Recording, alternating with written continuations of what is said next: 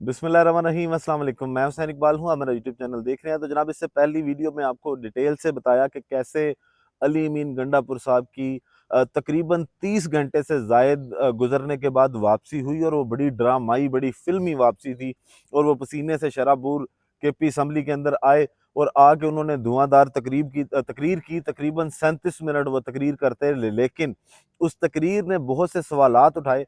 और अली अमीन गंडापुर साहब के असम्बली के अंदर आने के बाद पाकिस्तान तहरीक इंसाफ के कारकुनों के अंदर भी बहुत सा गुस्सा जो है वो उनके लिए नज़र आया।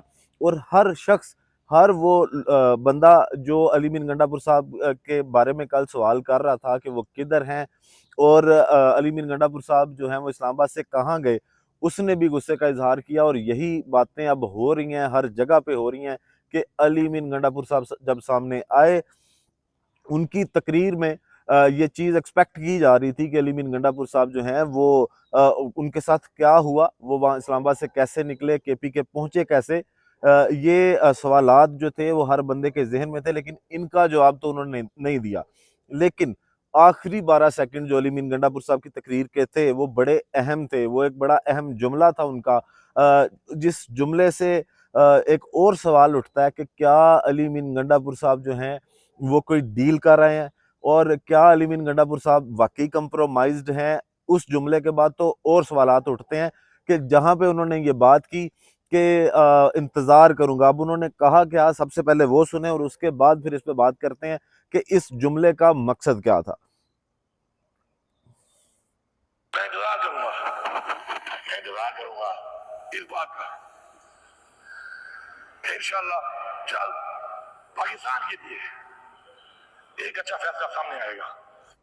मैं इंतज़ार करूंगा इस बात का कि इंशाल्लाह जल्द पाकिस्तान के लिए एक अच्छा फ़ैसला सामने आएगा। ये उनकी तकरीर का इख्तिताम था, जो आखिरी 12 सेकंड थे उसके अंदर उन्होंने ये बात की। इससे पहले भी उनकी बहुत सी बातों से बहुत से सवालात उठे कि आप 12 अजला की बात कर रहे हैं, या आप जो इस तरह पसीने से शराबूर आए हैं, आप क्या क्या बातें हैं जो आधा सच क्यों बोल रहे हैं, आप पूरी बात क्यों नहीं बता रहे। ठीक है, आपने पाकिस्तान तहरीक इंसाफ पे होने वाले जुल्म की बात की, आपने पाकिस्तान तहरीक इंसाफ को जलसे ना करने की जो इजाज़त नहीं दी जाती, एनओसी नहीं दिया जाता, उसकी बात की। लेकिन ये वाला जुमला बोलना आपका कि मैं इंतज़ार करूँगा कि एक अच्छी खबर पाकिस्तान के लिए आए, उस अच्छी खबर का इंतज़ार किया जा रहा है, वो खबर किसकी जानिब से आनी है, वो अच्छी खबर किसने देनी है पाकिस्तान के लिए, आपकी क्या बातें हुई हैं, आपने किसी से क्या कोई डील की है, क्या सिर्फ अपनी हुकूमत के लिए कोई डील की है, या पाकिस्तान तहरीक इंसाफ के लिए कोई अगर कहा जाए कि आपने कोई बातचीत की है, तो वो आप लोगों को बताएं भी।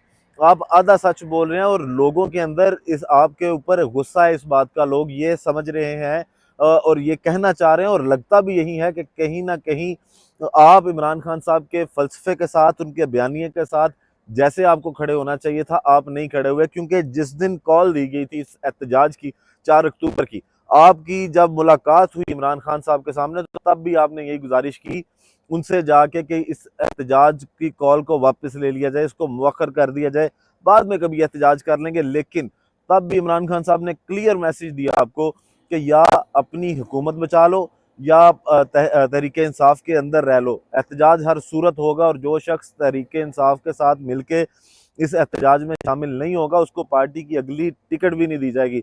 शायद तब भी आपने अपनी सीट बचाई, और उसके बाद आपने इतने कारकुन साथ उठाए, उनको लेके आए। आपके लिए लोगों ने इस्लामाबाद में बदतरीन शेलिंग का सामना किया, जो रबड़ बुलेट्स हैं वो तक उन पर फायर की गई, लाठी चार्ज किया गया। सैकड़ों की तादाद में आपके कारकुन, पाकिस्तान तहरीक इंसाफ के कारकुन जो हैं वो इस वक्त भी जेलों में हैं, और आप उनको बेयारो मददगार छोड़ के इस्लामाबाद के अंदर कि वो डी चौक पहुंचे, जो आपका वादा था वो पाकिस्तान तहरीक इंसाफ के कारकुनों ने पूरा किया। क्योंकि वो लोग हैं जो इमरान खान से मोहब्बत करते हैं, वो लोग हैं जो पाकिस्तान तरीके इंसाफ से मोहब्बत करते हैं, और वो लोग हैं जो पाकिस्तान तरीके इंसाफ के बयानिए के साथ खड़े हैं, इमरान खान साहब के बयानिए के साथ खड़े हैं। पाकिस्तान का 3 करोड़ से जायद वोटर है जिसने पाकिस्तान तरीके इंसाफ के इंतखाबी निशान को ढूंढ कर, जो दर्जनों के हिसाब से नहीं बल्कि सैकड़ों के हिसाब से हर MNA या MPA को अलग अलग निशान अलॉट किए गए ताकि कंफ्यूजन पैदा की जाए। ये वो वर्कर था जिसने वो पेपर ढूंढे, उनमें से निशान ढूंढे और उनके ऊपर ठप्पे लगाए। आपने उनको बेयारो मददगार छोड़ा। इस्लामाबाद के अंदर उन पे बदतरीन तशद्दुद किया गया, शेलिंग की गई, लाठी चार्ज किया गया, और उसके बाद आप KP हाउस में गए, वहाँ पे आपने शावर लिया। फिर वो जब सारी गई फोर्सेस वहाँ पे गई, उधर तोड़ फोड़ की गई, और उसके बाद से आप लापता हुए। आपका बनता था कि आप कम अज कम एक बार अब भी पाकिस्तान तहरीके इंसाफ के कारकुन से माफ़ी ज़रूर मांगें, जिनको आपने सड़कों के ऊपर लाठी चार्ज के लिए छोड़ दिया, जिनको आपने सड़कों के ऊपर शेलिंग के लिए छोड़ दिया। आप उसके बाद तकरीर करते हैं अपनी वहाँ पे पूरी, क्योंकि देखें अगर बात की जाए कि KPK के अंदर अगर आप खड़े होके या KPK की असम्बली के अंदर आप खड़े होकर जो बातें करें उनका इम्पैक्ट शायद इतना नहीं है।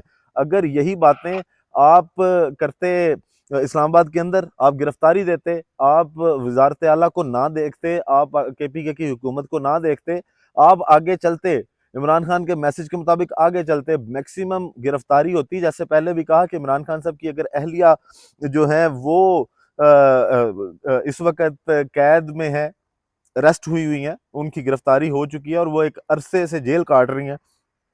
कल अलीमा खानम और उज़मा खानम दोनों ने जो है वो उनको गिरफ्तार किया गया, उनके भांजे को गिरफ्तार किया गया। इमरान खान साहब को हर तरह से अजियत दी गई, इवन के इद्दत निकाह केस जैसा घटिया केस भी उन पर डाला गया। लेकिन क्या वो अपने बयानिए से वापस हटे? और जब इमरान खान साहब के खिलाफ रजीम चेंज वाले वो अदम एतमाद की तहरीक आई, तो उसके बाद भी इमरान खान ने ना KPK के अंदर अपनी हुकूमत को देखा और ना पंजाब के सूबे के अंदर अपनी हुकूमत को देखा, और उन्होंने असम्बलियां तोड़ने का ऐलान किया, जिसके कॉन्सिक्वेंसेस भी इमरान खान साहब को देखने पड़े। लेकिन क्योंकि वो अपने बयानिए में डटे थे तो वो डटे रहे। आप भी गिरफ्तार हो जाते तो क्या हो जाता? अब जनाब मौका अगर बाकियों को आपने दिया है, जो आपके मुखालिफ हैं वहाँ पे बातें करें, तो वो आपने खुद दिया है। अब आपकी वापसी के बाद जो बातें की गई, उसमें सबसे पहले जो प्रेस कॉन्फ्रेंस की गई वो आपको बताया कि अता तारड़ साहब ने 1 मिनट के अंदर उसके ऊपर रिएक्शन दिया और उन्होंने अपनी वही रवायती बातें की। उसके बाद मोहसिन नकवी साहब ने भी कहा कि जब हमने छापा मारा KPK हाउस में, तो गंडापुर साहब वहां से निकल चुके थे, हमने वीडियोस रिलीज कर दी, नाकाबंदी के बावजूद गंडापुर निकल गए थे। इनकी कोशिश थी कि किसी तरह धरना देते, इनकी कोशिश थी कि किसी तरह से डेड बॉडी मिले, इनके अज़ाइम हमने पूरे नहीं होने दिए। तो जनाब एक तो मोहसिन नकवी साहब, ये तो आपके अपने खिलाफ भी चार्जशीट है, ये आप क्योंकि इस वक्त वजारत दाखिला जो है वो आपके पास है, और इस्लामाबाद के लोगों को ये आपने बताना है कि वो सिक्योर हैं, कि यहाँ पे जो नाकाबंदियाँ की जाती हैं या जो इदारे यहाँ पे इस्लामाबाद की हिफाजत कर रहे हैं, उनके नाकों से कोई निकल नहीं सकता। अगर वो उसकी गिरफ्तारी बनती है तो उसको गिरफ्तार करें। तो ये मोहसिन नकवी साहब ने तो अपने खिलाफ ही जो है वो चार्जशीट जो है वो आज पूरी बयान कर दी कि जी नाका, एक तो वहाँ पे जब छापा मारा तो वो नहीं थे, उसके बाद नाकों से भी वो निकल गए। तो एक तो ये सवाल उठता है, इससे समझ ये आती है कि किसी ने उनको वहां से उठाया, जो बात उनसे करनी थी वो की गई, और उसके बाद उनको भेज दिया गया KPK में, कहीं पे नामालूम मुकाम पे छोड़ दिया गया, और वहां से वो KP असम्बली पहुंचे। ये सीधी सीधी आपकी बातों से भी ये चीजें समझ आती हैं कि लोग अब बेवकूफ नहीं है। उसके बाद जनाब फैसल वाडा साहब जो हैं वो भी बोले, और उन्होंने कहा कि कल रात ही तरीका वारदात का बता दिया था, गंडापुर कैसे डिग्गी में बैठ के गए। और उसके बाद उन्होंने कहा कि जनाब जो KPK हाउस है उसके बिल्कुल पीछे उमर अयूब साहब का घर है। पहला सवाल ये है कि अली मीन गंडापुर डी चौक से KP हाउस गए क्यों? अली मीन के पास हाउस से खुद निकले, इसका एतराफ़ भी कर लिया। अली मीन गंडापुर की एक ऑडियो भी आ गई है। इल्ज़ाम लगाने वालों के खिलाफ क्या कार्रवाई होगी? PTI वालों को कहता हूँ अपनी इस्लाह कर लें। तो ये जो मौका दिया आपने कि आप भागे, आप डिग्गी में बैठे, या आप गए ही क्यों वहाँ पे KPK हाउस में, तो ये आपने खुद दिया अली मीन गंडापुर साहब। और इस वक्त पूरी तहरीके इंसाफ के कारकुन भी आपसे ये सवाल कर रहे हैं कि शायद आपका ये जाना बनता नहीं था। अब आधा सच तो आपने आज बोला कि आप गायब थे, लेकिन कहाँ थे ये आपने नहीं बताया।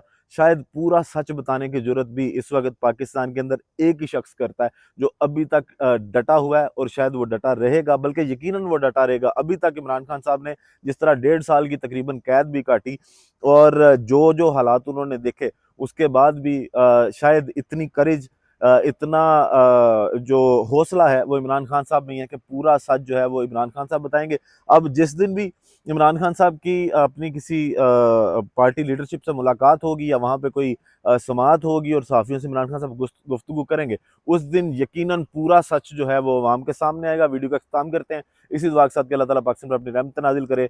पाकिस्तान जिंदाबाद।